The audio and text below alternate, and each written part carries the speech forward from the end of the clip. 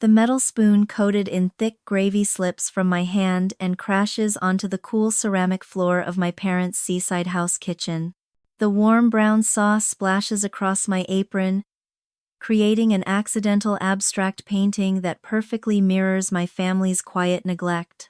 Just a few steps away, barely 15 feet, yet feeling like a lifetime, the sound of clinking glasses and carefree laughter drifts from the dining room. They started the celebration without me. I stand there motionless, letting the cheerful noise wash over the gleaming marble countertops, as if the walls themselves are mocking me. Mom once swore we would all sit down together as soon as dinner was ready. But that promise dissolved the very moment Adrian's shiny Tesla rolled into the driveway nearly 2 hours earlier. His polished luggage and confident grin quickly became the sun around which my parents' attention revolved. To Adrian, my father's booming voice now carries from the dining room, toasting him for supposedly uniting the family on Thanksgiving. Each word is like a sharpened blade slicing into me. I have been here since Tuesday morning, chopping vegetables, seasoning dishes, and basting meat, while Adrian simply showed up just before dinner, carrying nothing but a wine bottle that was probably gifted to him by someone else.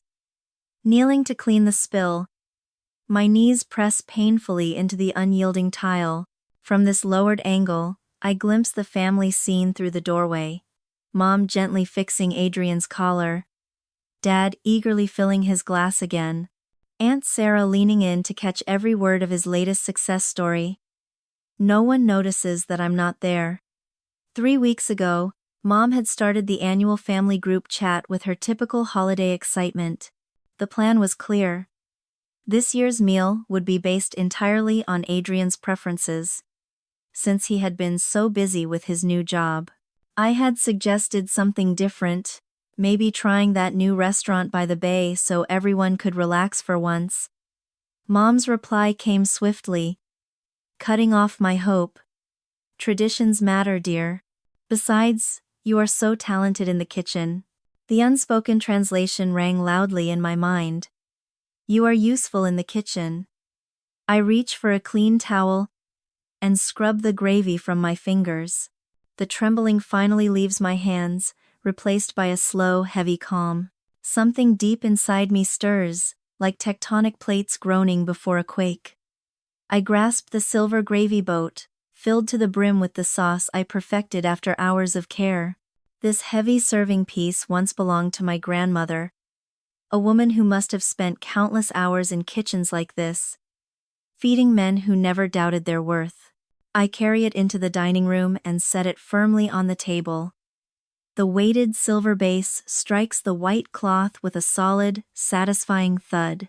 5 sets of eyes glance at me for barely a second before shifting back to Adrian, who is halfway through recounting his golf outing with an influential client. Honey, Mom calls out without even meeting my gaze, could you bring more ice for Adrian's drink? Her request floats in the air, heavy with dismissal.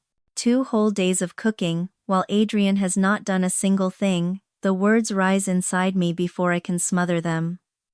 Number. That one syllable lands with the sound of shattering glass. Every conversation halts. Adrian's mouth hangs open, Mom's carefully trained smile trembles, and for once, the entire room feels the weight of my presence. I said no. My voice sounds foreign, steadier than I expected.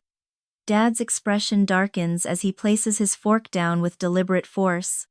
Your brother drove all the way from Tampa, he growls. 2 hours, I respond firmly. He drove 2 hours. I have been working for 2 full days. The silence grows heavy, thick with the rules I just dared to break. My chest pounds with fear and defiance. This small refusal could fracture the fragile security I have clung to all my life, the conditional love I have chased for 35 long years. Mom laughs nervously, straightening her napkin as if to erase the moment. Melissa is only tired from cooking, she insists quickly, and then turns to Adrian with sugary warmth. The turkey is incredible this year, don't you think? The conversation resumes, as though my rebellion was a ripple quickly swallowed by the stream. Yet inside me, something monumental has shifted. For the very first time, I have pushed against the tide, instead of letting it sweep me into silence. That sharp no still echoes in my ears as I claim a seat at the table. I do not hurry back to the kitchen, nor fetch ice, nor disappear into the background. I pour myself a generous glass of wine and lift it calmly. Across the table, Aunt Rachel's eyes meet mine, and she gives the faintest nod of recognition. I drink deeply, letting warmth spread through my chest. This Thanksgiving is no longer the same. The turkey remains half-carved, forgotten on the platter, while I slip away into the kitchen to breathe. My body hums with a strange electricity, the aftershock of my single-word defiance. On the countertop lies Mom's iPad, screen glowing with Facebook notifications. I shouldn't touch it. Snooping has never been in my nature, but tonight feels different. As if all the boundaries that kept me small have already been cracked wide open. Yet something unseen tugs me closer, my fingertips hesitating above the glowing screen before I finally tap into her profile. The newest post hits me like a blast of cold wind, freezing the air in my lungs. Thrilled for Adrian's special Thanksgiving feast? Can't wait to enjoy the menu my talented son suggested for our family this year. My talented son. Not a single acknowledgement of the person who actually made endless grocery runs, spent 2 full days chopping, marinating and prepping, or rose at 5 o'clock this morning to place the turkey carefully in the oven. I scroll further, my pulse racing. Image after image fills the page.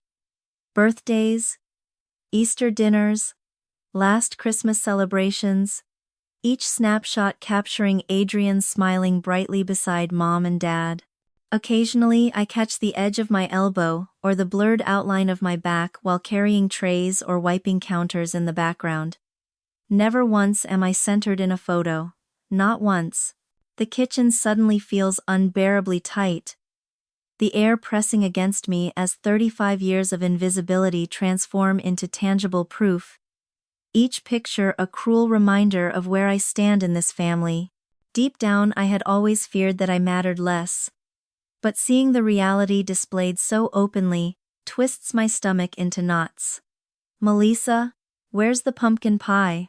Mom's voice rings out from the dining room. Quickly I snap the iPad closed and grab the pies waiting on the counter. My hands tremble as I slide them onto serving plates. When I re-enter the dining room, every family member is still settled comfortably. Adrian positioned proudly at Dad's right side, Mom glowing beside him, Aunt Sarah leaning in eagerly. "Just put them on the sideboard, sweetheart." Mom instructs without even lifting her gaze. "You can serve from there." I set the pies down, knife poised awkwardly in my hand, while the conversation sweeps past me like I am invisible. "Adrian, tell everyone about your new place," Mom prompts, resting her hand on his arm. He leans back, fabric of his designer shirt stretching across broad shoulders. "Just finalized last week," he says smoothly. "Perfect little house near the water in Siesta Key." Dad's voice is warm with pride, suggesting we should all visit, like that delightful Key West getaway last spring. My grip tightens, the knife nearly slipping. "What Key West trip?" I ask, disbelief spilling into the sudden silence. A short pause, then Mom laughs lightly, brushing it aside. "Oh, it was only a quick weekend, you were buried in work." My throat tightens, I was never even invited. The words fall from my lips like stones dropped into a pond. Adrian shifts in discomfort, but Aunt Sarah jumps in cheerfully. "Speaking of family gatherings, Adrian, I've decided you should have Grandma's china cabinet. It would fit perfectly in your new dining room." My heart clenches. The very cabinet I adored as a child. The one I dreamed might someday hold my fragile glass collection. "Thank you, Aunt Sarah," Adrian replies, eyes downcast. "That's incredibly kind. We just want these heirlooms to remain in the family," she explains, her tone implying that I somehow don't belong.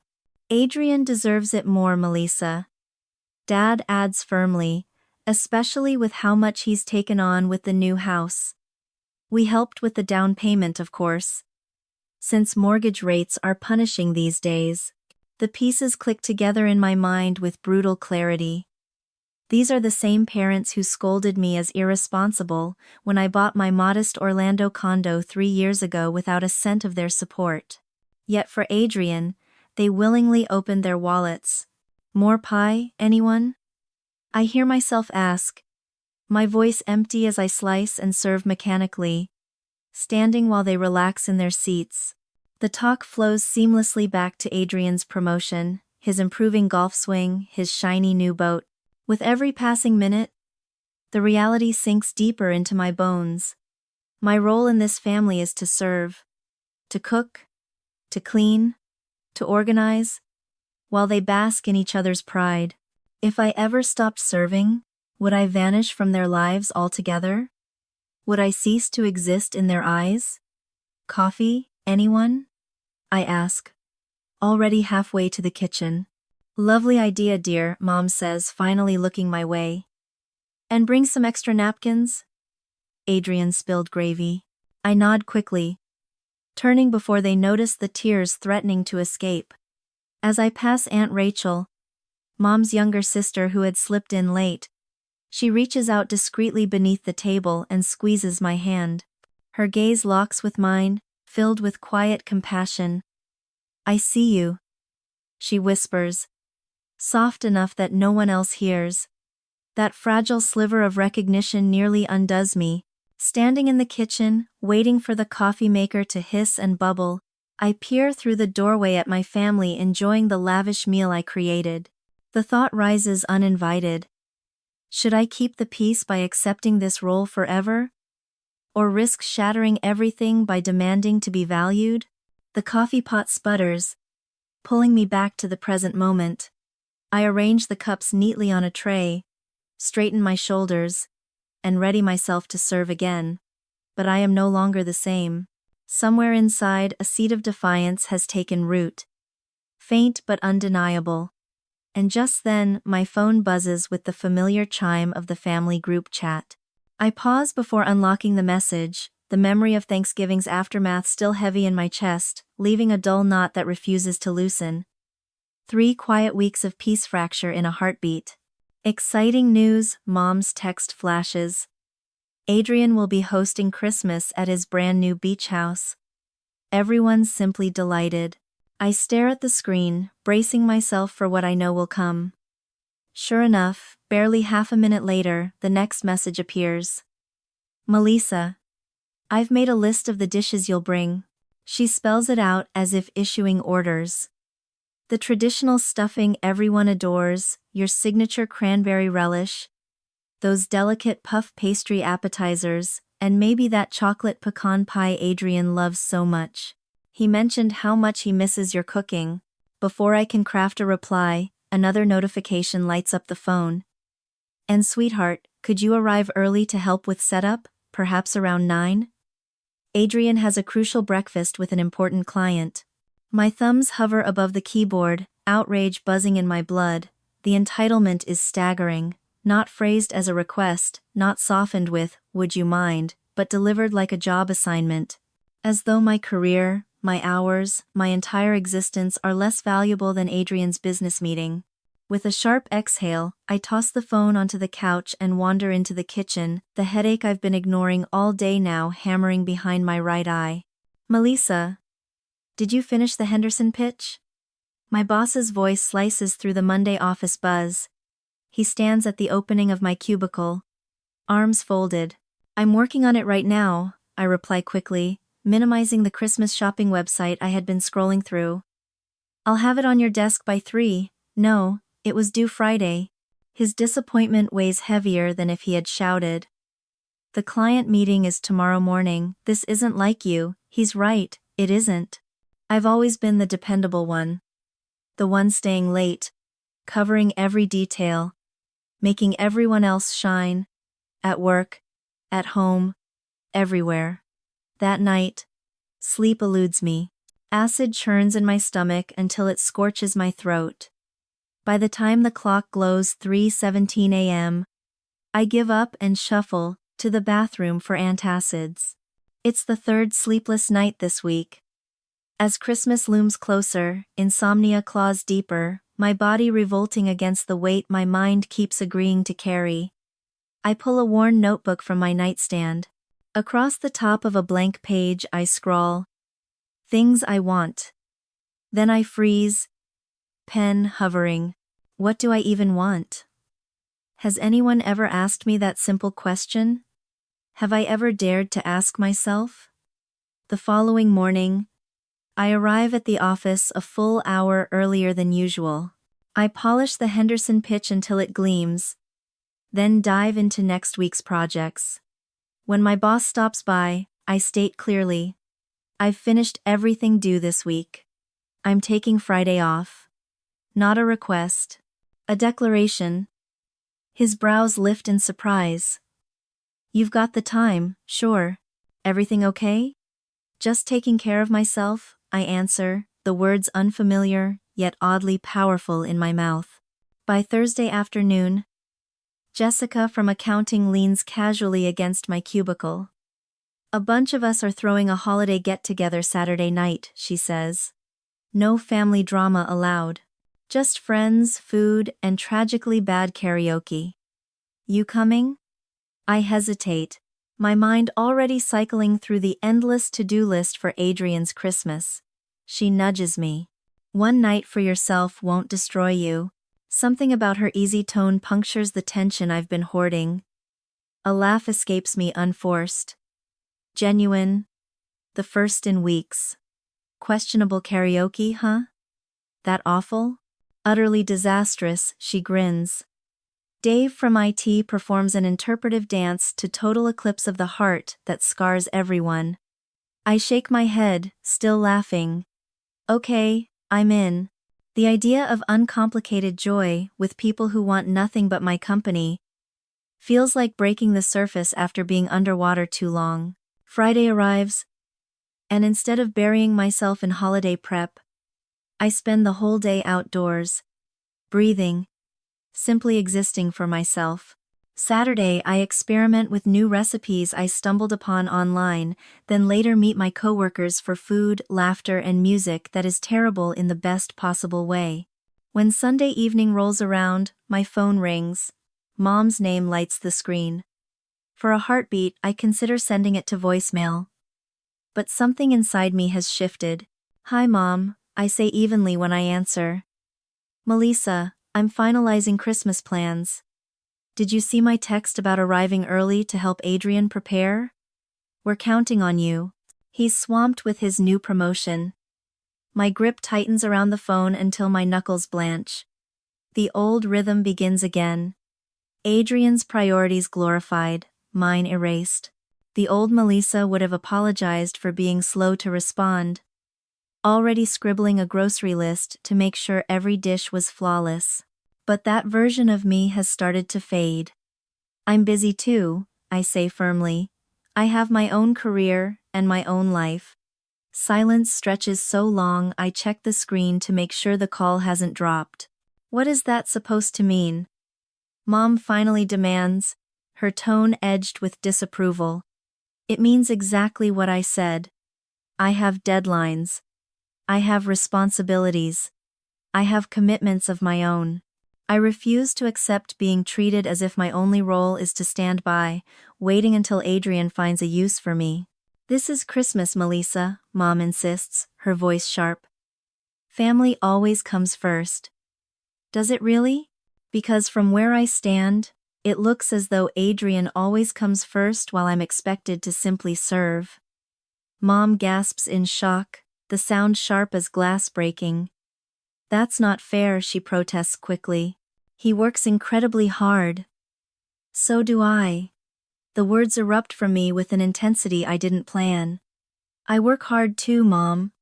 But no one in this family has ever truly acknowledged that. Not once has anyone paused to ask me what I might need, or what I might want. The focus is always on making life smooth and perfect for Adrian.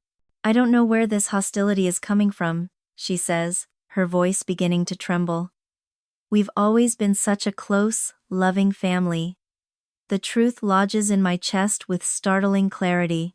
I don't need their approval to measure my worth. I never did. All these years spent twisting myself into shapes, hoping to earn a love that should have been offered without conditions, now look like wasted decades. I'll consider Christmas, I tell her evenly. I'll decide for myself and let you know. I end the call before she can scramble for a response. The next week at work, something unexpected happens. Jessica appears at my desk, carrying a steaming cup of coffee. Thought you could use this, she says lightly, setting it beside my keyboard. No demands, no strings, just genuine kindness. Later at lunch, a few colleagues ask about my holiday plans. When I mention the uncertainty circling around Christmas with my family, Dave from IT immediately offers an alternative. A bunch of us are putting together an orphan Christmas, he explains. Potluck style, everyone brings something they actually enjoy preparing. The contrast between their invitation and my family's demands stuns me. These people, some of whom I know only through polite office exchanges, are asking what I would like instead of dictating what I should provide. Thanks, I say softly, my spine straightening. I might take you up on that. That night, I open my laptop, fingers hovering over the keys before words begin to flow. Dear Mom, Dad, and Adrian, I type. I've been reflecting deeply about Christmas this year. I've decided not to attend the gathering at Adrian's beach house. The explanation pours out without bitterness. Just plain truth. Years of unequal expectations. The toll on my health and my career. My need to draw boundaries that honor my value. An hour later, my phone rings and Aunt Rachel's name glows on the screen. Your mother called me, she says immediately. She's very upset. My heart sinks. Guilt pricking at me. I'm sorry she pulled you into this. Don't be, Aunt Rachel replies, her tone softening. I wanted to tell you that no matter what you choose for Christmas, I support you completely. It's long overdue, Melissa. Tears blur my vision at the unexpected loyalty. Thank you, I whisper. After we hang up, I turn back to my laptop, but the phone lights again. Mom calling. I inhale slowly, steadying myself the way Jessica advised at lunch. 1 breath, 2, 3. Then I answer. Hello, Mom. My voice is steady, not quivering as it usually does. Melissa, we need to go over the holiday plans. Her voice is brisk. Adrian wants to finalize the dishes you're preparing. He's already working on table settings. I press my palm flat against the cold granite counter, grounding myself. I won't be coming to Adrian's for Christmas. Silence stretches so long I check the phone screen to confirm the call hasn't dropped. That's ridiculous. She snaps at last. Her pitch higher than usual. Of course you'll come. Your brother has a brand new house to show everyone. I've made other plans, I answer calmly.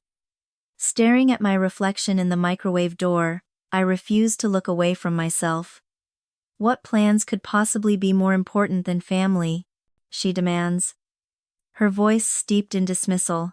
My plans are important precisely because they belong to me. Each word falls steady, like stepping stones across rushing water. I've spent nearly every holiday cooking, serving, and scrubbing while the rest of you relaxed, including last Thanksgiving, when you all began eating without me even though you promised we'd sit together. You're exaggerating, she says quickly, too sensitive. I cooked for 2 full days. Dad raised a toast to Adrian for bringing everyone together while I was still standing in the kitchen. For the first time in decades of conversations, Mom has no immediate rebuttal. The silence that follows weighs heavily. Finally, she murmurs, Well, I'm sorry if you felt unappreciated. I didn't feel unappreciated. I was unappreciated. That difference matters. I'm choosing differently this year. I'm making new choices. You'll break your father's heart, she replies, her voice laced with practiced fragility. He's been telling everyone how proud he is of his children. A bitter laugh rises in my throat. When did Dad last tell me he was proud of me? He didn't even mention my promotion last spring. That's unfair, she insists. Then falters. She stops abruptly. What? I press. He's not good with words, she mutters at last, weakly, not like Adrian. Adrian is eloquent, because you and Dad hang on every word he utters. You've spent my entire life casting him as the star of the show while I worked unseen in the wings. Her breathing shifts, uneven. I suppose we have taken you for granted, she admits finally. The confession, small as it is, lands like a thunderclap, leaving me stunned into silence. My carefully rehearsed arguments crumble the instant unexpected tears sting my eyes. What would it take to fix this? She asks quietly. When Mom posed that question, I froze. Should I hand them another chance to undo patterns woven through decades? Or was it finally time to protect my own well-being, even if it meant facing holidays alone? I end the call without an answer, only promising that I'll think about it. An hour later, Jessica shows up at my condo carrying takeout and her laptop. Operation Freedom, Christmas edition, she declares. Dropping containers of fragrant pad thai onto my coffee table. You're ridiculous, I laugh, but the heavy knot in my chest loosens for the first time in days. Look at these choices, she says, opening her laptop to a booking site. Key West still has rooms available at that boutique hotel we've dreamed of. Christmas on the sand, instead of Christmas in servitude. I stare at turquoise water shimmering on the screen. Palm trees swaying under the sun. My family will never understand. That's the point, Jessica says. Scrolling through options. Your happiness doesn't require their approval. My phone buzzes Aunt Rachel's name glowing. Speaking of family, I mutter as I pick up. I heard you're skipping Adrian's Christmas spectacle. Rachel's voice carries none of my mother's sharp accusation. Word travels quickly, she sighs. Your mother wanted me to knock some sense into you.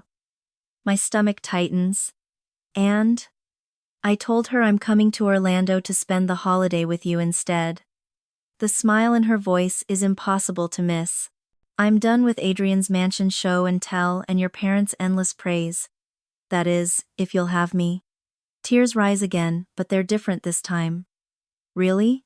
Absolutely, she says warmly. We can build our own traditions, ones where nobody is chained to the stove all day while others claim the credit. When we hang up, I secure the Key West reservation for the days following Rachel's visit. For the first time in my life, the holidays feel like an open road instead of a track carved out for me. Later that evening, my phone rings again. Dad's name appears. He hasn't called directly in at least 3 years. Melissa, he says softly when I answer. His tone unusually hesitant. Your mother mentioned you might not be joining us for Christmas. Before I can form a reply, a text from Adrian flashes. Are you seriously not coming to my new house for Christmas? I tell Dad simply, I've made other plans. As Adrian's second bubble appears, Dad's voice shifts. I see. The uncertainty in his words is foreign to both of us. Maybe we could talk further. Your mother hopes you'll meet her for coffee next week. I mull it over, turning the idea like an old coin. I'll think about it. After we hang up, Adrian's second text arrives. Mom's really upset. Can't you come just for one day? Standing in the quiet of my kitchen, I realize I'm smiling, not from spite, but from the rare, exhilarating weightlessness of finally being noticed. My absence has a shape. That's something. The following Wednesday, holiday songs drift through Sunflower Cafe like a mocking soundtrack to the tension at our corner table. Mom sits across from me, hands wrapped around a peppermint mocha she hasn't touched.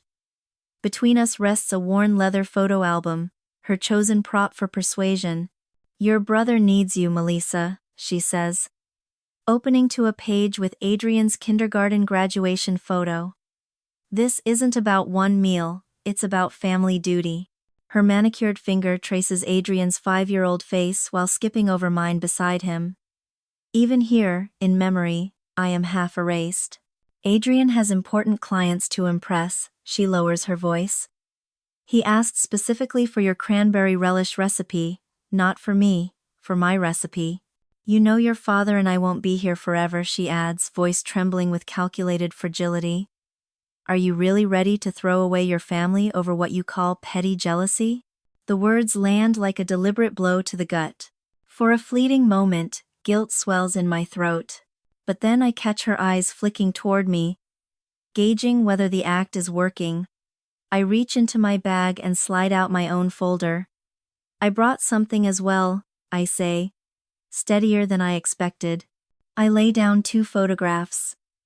The first from last Easter, Adrian positioned proudly in the center between our parents, while I hover at the edge, arms burdened with a tray of deviled eggs. The second from Thanksgiving, Adrian raising a toast while I fade into the background, topping off water glasses. 6 consecutive holidays. I cooked every single dish. I continue, pushing forward a handwritten list, the ink stark against the paper. 32 family gatherings where I was the one who showed up hours in advance to set up tables, chop vegetables, and decorate, and the same 32 times I stayed long after everyone else had gone home, cleaning dishes until my back ached. 4 separate birthdays of mine that were shifted or quietly cancelled because they clashed with Adrian's social calendar. Mother's face tightens, her jaw setting. We appreciate everything you do, she says. You appreciate the results I provide, I correct her firmly. That is not the same. I tap the sheet of paper with my index finger. The sound sharp in the quiet air.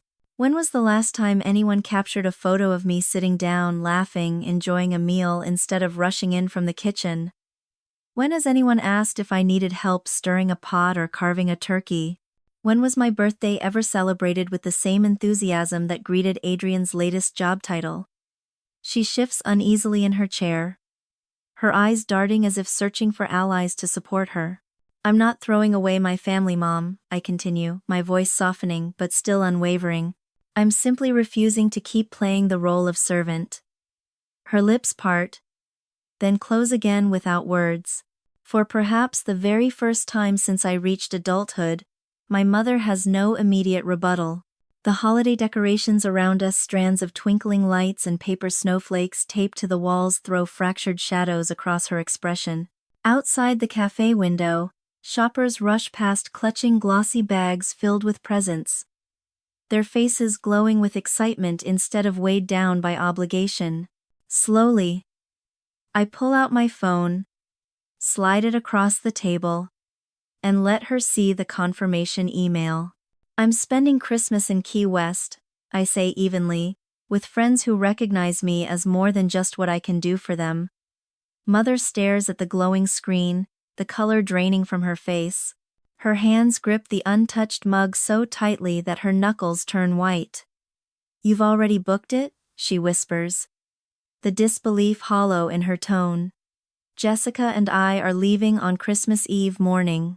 But what about Adrian's dinner?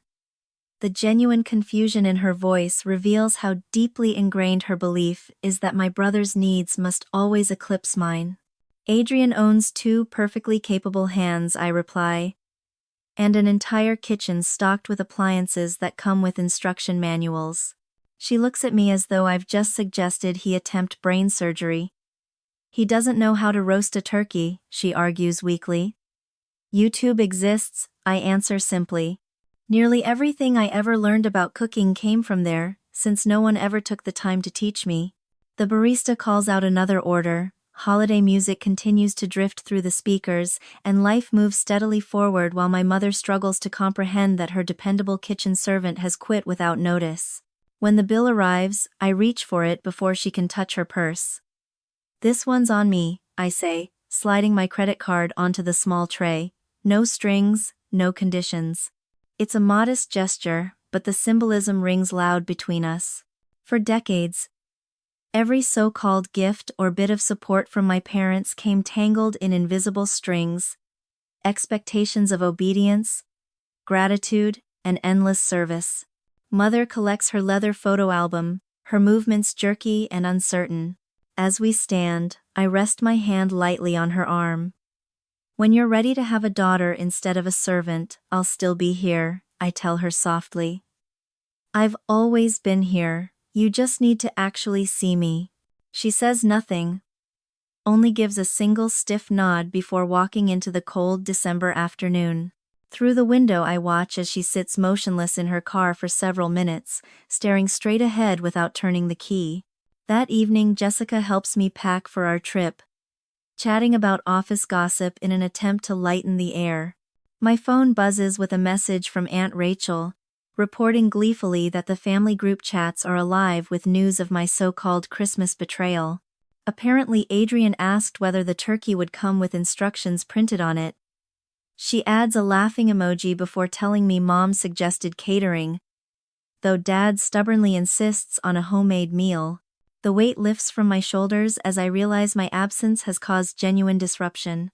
Not out of cruelty, but from the realization that my effort was never insignificant. It mattered so much that its removal left an obvious void. The family chat itself remains oddly silent, no guilt-laden paragraphs, no anger, only the stunned hush of people forced to notice. Later, as Jessica and I clink glasses of wine in a toast to our upcoming beach Christmas, my phone lights again with a new message. This time it's from my father. The first direct note I've received from him in years without Mom's mediation. We need to talk, it reads simply. I set the phone face down, feeling neither victory nor regret. Just the calm recognition that whatever happens next, I will no longer vanish into a kitchen while everyone else enjoys the feast I prepared. Christmas morning, the golden Key West sun warms my skin as I stretch out on a beach towel beside Jessica. Laughter bursts from me when our friend Theo acts out an absurd impression of his boss, arms flailing dramatically. For once, I am not bustling between oven and table, not serving plates or scrubbing pans. I am here fully present, savoring the moment. Melissa, get in this, Jessica calls, raising her phone to capture our spontaneous holiday scene. I slide between her and Theo, smiling without hesitation. The camera clicks, recording not just my image, but my ease, my joy, 3 whole days in Key West. And I have not once apologized for existing. What's your pick for dinner tonight? Theo asks, handing me a local restaurant guide. The simple act of choosing where to eat, without calculating everyone else's preferences first, feels quietly revolutionary. The seafood spot on Duval Street. I decide instantly, without even a pause of doubt. Jessica lifts her plastic cup high, grinning, and toasts to Melissa, who showed us all how to build holidays that are genuinely worth celebrating. Nearly 11 months later, on Thanksgiving morning, the scent of rosemary mixed with garlic swirls warmly through my Orlando condo as I slide the golden turkey back into the oven.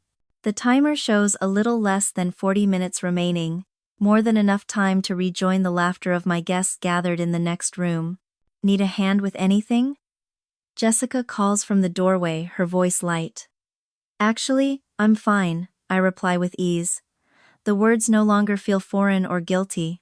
Theo has taken charge of the potatoes, and Rachel brought an entire spread of desserts. Everything is balanced, everything under control. When I walk into my living room, Aunt Rachel pats the space beside her on the sofa.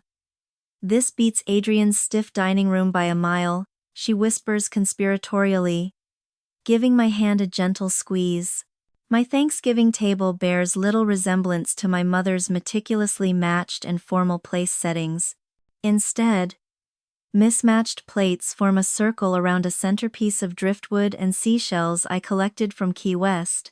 Theo stands at the counter, sleeves rolled casually up, mashing potatoes while animatedly chatting with Rachel's daughter Emily. Wine? I ask, already pouring Rachel a generous glass while helping myself without waiting for anyone's approval. Rachel leans closer, lowering her voice. Your father phoned yesterday. He asked if you were hosting Thanksgiving. The name doesn't trigger that old knot of dread in my stomach. How are they both doing? I ask. Managing, she replies, with a small smile. Your mother overcooks nearly everything now. And Adrian, he actually burned the stuffing last year. We laugh together, and for once the sound is free of resentment.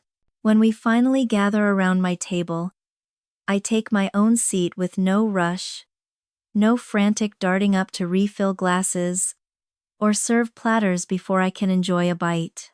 Plates and bowls are passed around family style, everyone contributing, everyone sharing.